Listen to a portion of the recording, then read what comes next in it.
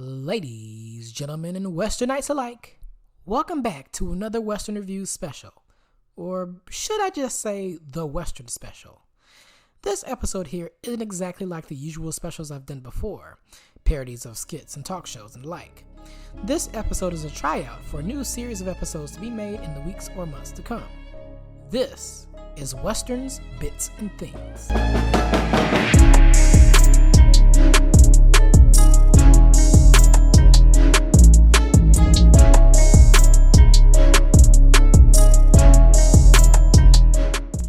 Now here's some more info for this show.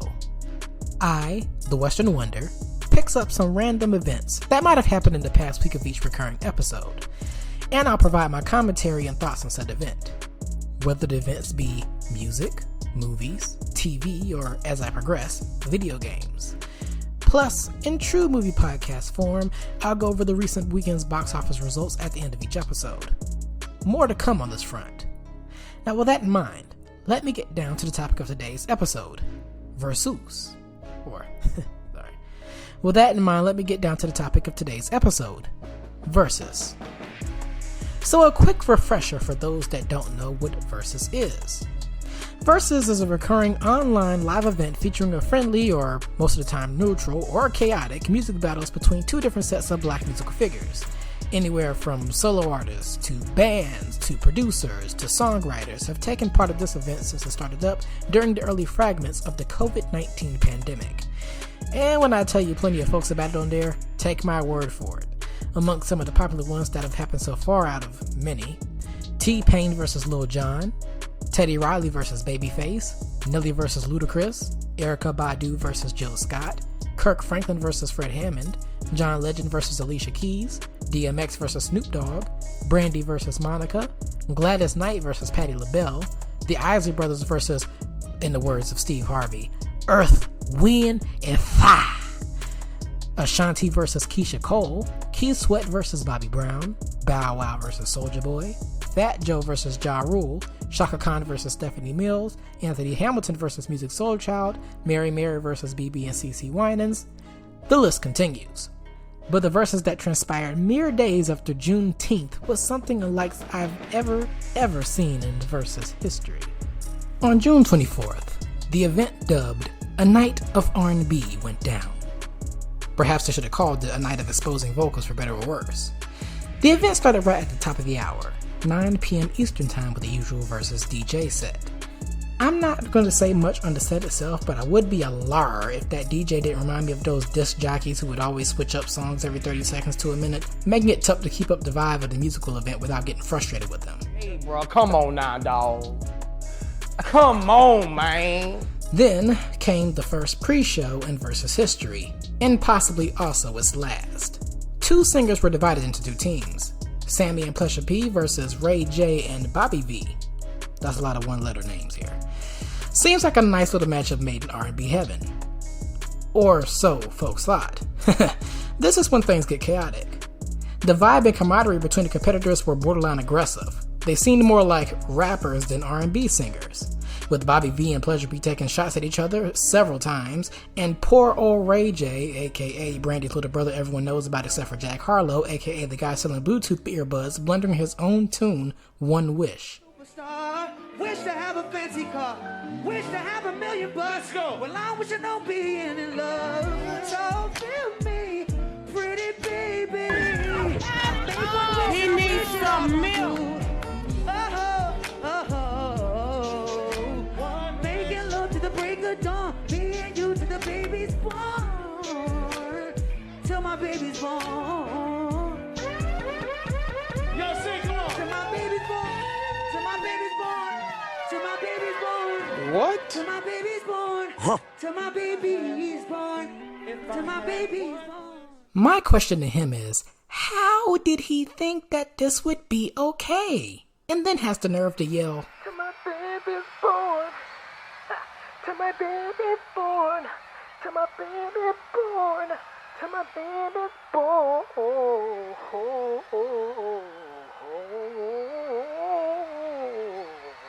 My baby's born. in his child's ear and then blamed the poor kid for his lackluster, mediocre vocal performance.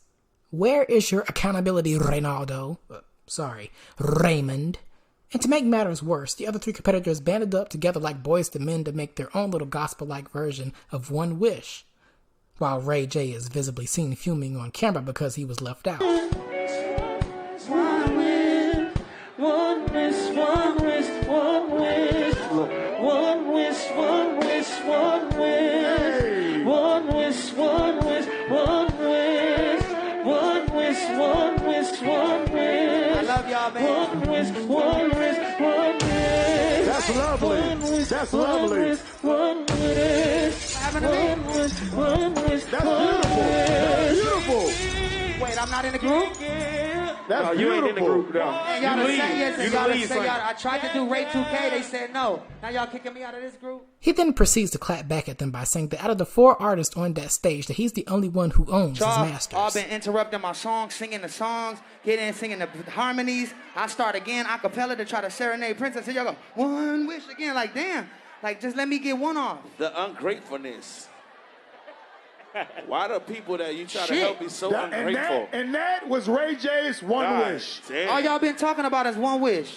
One wish, one Right. wish, one. All through the promo, Let him everything. get his Y'all can't song get off. enough of one wish. Let Yeah, Ray we J love get One his Wish, but song Yeah, off. damn. All y'all is mad because y'all don't own y'all hits. That's what I I own all said. my shit. Ray J, that's what I said. I own all my I shit. was just... While Pleasure P was exclaiming the words from his classic with Pretty Ricky, grind with me, relax your COVID mind and take your time with me, and Bobby V was on the Stevie Wonder tip blowing lead on piano and microphone while sounding more out of breath than Kanye at the BET Awards this past Sunday, Sammy was the strongest singer out of this batch. A good feat considering that folks have been saying that he doesn't have a vast catalog like the other singers on that stage did for the pre-show. So boom, he won that round. Honorable mention, Pleasure P for the crowd control and stage presence.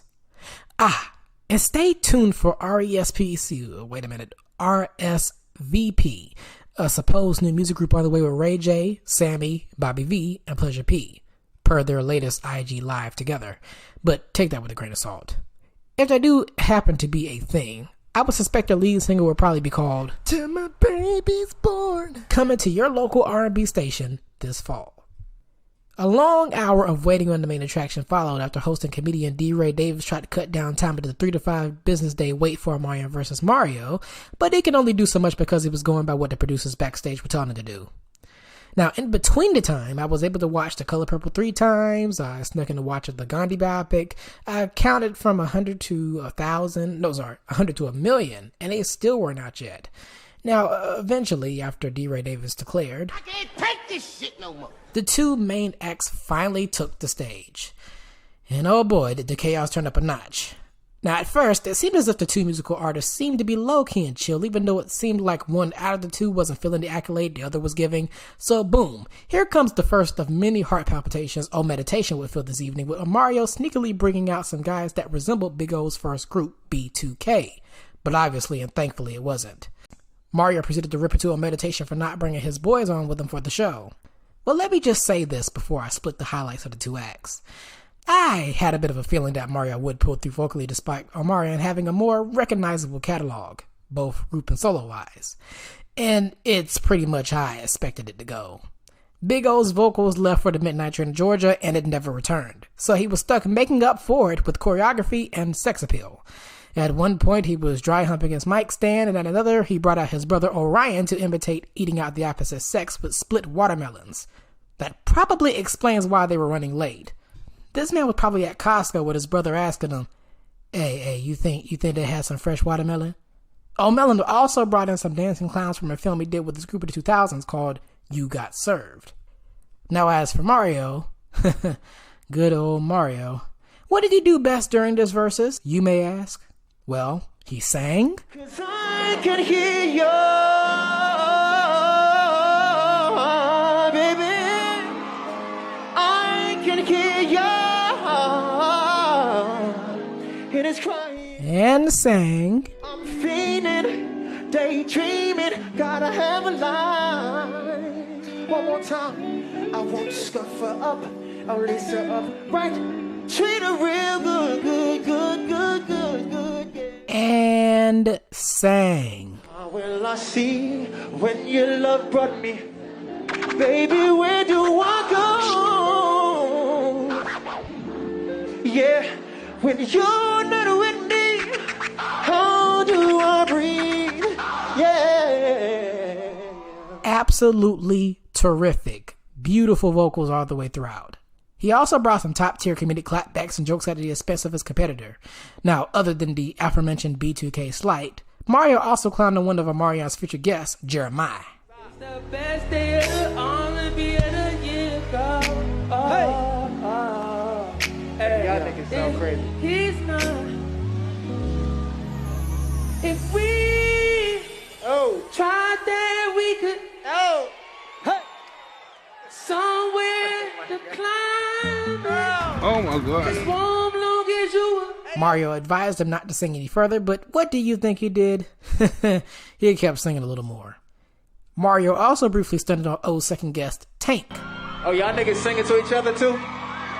Y'all gonna sing to each other? Go ahead, go ahead. I know that's what's coming. Go ahead. I wanna watch. Let me hear you scream, oh. Whoa, whoa, whoa. Sing to each other. Screamo! Let's go, Ty! Screamo! Screamo! Let me hear you say, oh, oh, oh, oh, oh, oh. Yeah. Let me hear you scream. He needs some help. Oh, oh, Yeah. oh, oh, He oh. needs some help. Yeah. It's more like this, nigga. Hold up. Hey. Say, Mario. Well, shit. Perfect. He respected that shit. It can get ugly, but it's not my verses. I love y'all. I think after all is said and done, the clear winner by default is... It's me, Mario. Argue amongst yourselves, but this was the most brutal beatdown in Verzuz history. I mean, sweeping 6 dudes under the rug in a single night should get this man a plaque or something. I'm sure the next Verzuz won't be as chaotic. Or will it? Now it's time for me to wrap things up with... Western's Box Office Report. Covering the past weekend's box office results and the next batch of new films out on the horizon this week, usually out by Friday. For movie buffs fascinated with numbers of this sort, this section might be for you. Starting at number 10, we have The Bad Guys. The animated film from DreamWorks grossed over $450,000 this weekend for a total domestic gross of over $95.7 million and a worldwide gross of over $242.8 million. At number 9, The Bob's Burgers Movie. The animated film, based on the television series of the same name airing on Fox, nearly grossed $500,000 for a domestic total of $31 million and a worldwide gross of over $33.3 million. At number 8, Everything, Everywhere, All at Once. The action dramedy film grossed over $526,000, making up a domestic total of $66.1 million and a worldwide total of $89.3 million. At number 7, a new entry on the list, a movie called Jug Jug Geo. The Bollywood film opened up with $725,000, making up a worldwide total of over $1.1 million thus far. At number 6, Doctor Strange in the Multiverse of Madness. The Marvel film grossed $1.7 million this weekend, making up a domestic total of over $409 million and a worldwide total of over $950 million. Just less than $50 million short of making that $1 billion mark. Could it make it? We'll see. At number 5, Lightyear. The animated Pixar film based on the character in the classic Toy Story films grossed $18.1 million this weekend, making up a domestic total of $89.2 million and a worldwide total of $158.9 million. At number 4, another new entry on the list, The Black Phone. The horror film opened with over $23.6 million, making up a worldwide total of $42.9 million on opening weekend. At number 3, Jurassic World, Dominion. The Avenger film from the ongoing 3-decade franchise grossed $26.7 million this weekend, making up a domestic total of $303 million and a worldwide total of $756.1 million. At number 2, Top Gun Maverick. The action film grossed $29.6 million, making up a domestic total of $520.8 million and a worldwide total of $1 billion. Fun fact. This is leading man Tom Cruise's first film to gross over $1 billion worldwide during his 40-year career. And finally, at number 1, another new entry, Elvis. The biopic drama based on the true life tale of late rock and roller Elvis Presley opened with $31.2 million, making up a worldwide total of $60.7 million. Now, while these movies are up top, that doesn't mean that certain entries can't be dethroned. Out of the batch of new films coming out this Friday, July the 1st, the biggest film set to make waves in the box office is, of course, Minions: The Rise of Gru. Now, given the fact that the Despicable Me movies have been hits time and time again, I wouldn't be surprised if it easily dethrones Elvis next week. I'd probably be more surprised if it doesn't make the top 3 at all. Another film being screened at over 1,000 theaters is titled Mr. Malcolm's List, but it's only expected to make a low top 10 debut this weekend, if at that.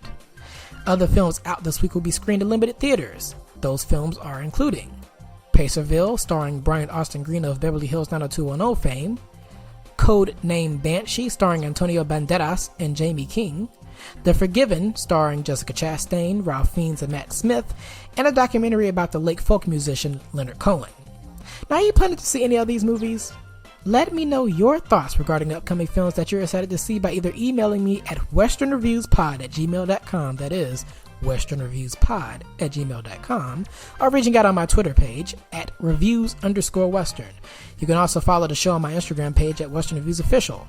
This episode was mainly a tryout or pilot episode for a future set of episodes that I'll do, giving my own commentary on a variety of different and random happenings that have happened in either the music, movies, TV, or video game world. With more to come, of course. Without further ado, I hope you stay tuned for my next episode, which will review either Chippendale Rescue Rangers or Sonic the Hedgehog 2. I hope you enjoyed this particular episode, and I'll see you all on the flip side. I'm the Western Wonder, and I'm signing out. Until my baby's born, that is. Bye, have a great time.